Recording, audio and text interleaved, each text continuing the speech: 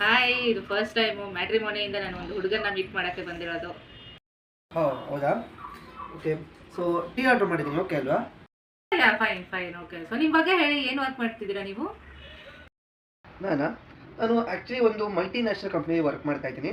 And ನಾನು almost Germany, Japan project ಮೇಲೆ work ಮಾಡೋದು. ಲೈಕ್ ಅಡಾ ಸಿಸ್ಟಮ್ಸ್ ಮೇಲೆ ವರ್ಕ್ ಮಾಡ್ತಾ ಇರೋದು. ಲೈಕ್ ಬ್ರೇಕಿಂಗ್ ಸಿಸ್ಟಮು, ಅಡಾ system, like future generation car ಮೇಲೆ ವರ್ಕ್ ಮಾಡ್ತಾರೆ. I have lot of experience in this field actually.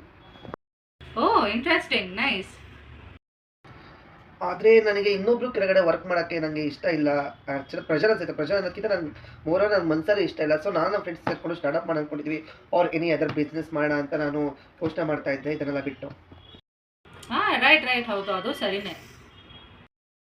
By the way, ನೀವೇನು ಓದಿದ್ದೀರಾ? ಏನು ಕೆಲಸ ಮಾಡ್ತಾ ಇದ್ದೀರಾ? ನಾನು MBA ಮಾಡಿರೋದು. ಸೊ HR ಆಗಿದ್ದೀನಿ ಮಲ್ಟಿನ್ಯಾಷನಲ್ ಕಂಪ್ನಿಲಿ. ಆಗಾಗ ಒಂದೊಂದು ಕೆಲಸ ಕೊಡಕ್ಕ 15 ದಿನದ ಕೆಲಸ ಎಲ್ಲ ಸುಮ್ಮನೆ ಪೇಪರಾಗಿ ಬಂದ್ಬಿಟ್ಟೆ ಅಕ್ಕ. 15 ದಿನದ ಕೆಲಸನೇ ಇಲ್ಲ ಆಗ, ತಿನ್ನೋಕೆ ಕಾಸಿಲ್ಲ ಕೆಲಸ ಕೊಡಕ್ಕ. ಒಂದು ಪ್ಲೀಸ್ ಅಕ್ಕ ದಯವಿಟ್ಟು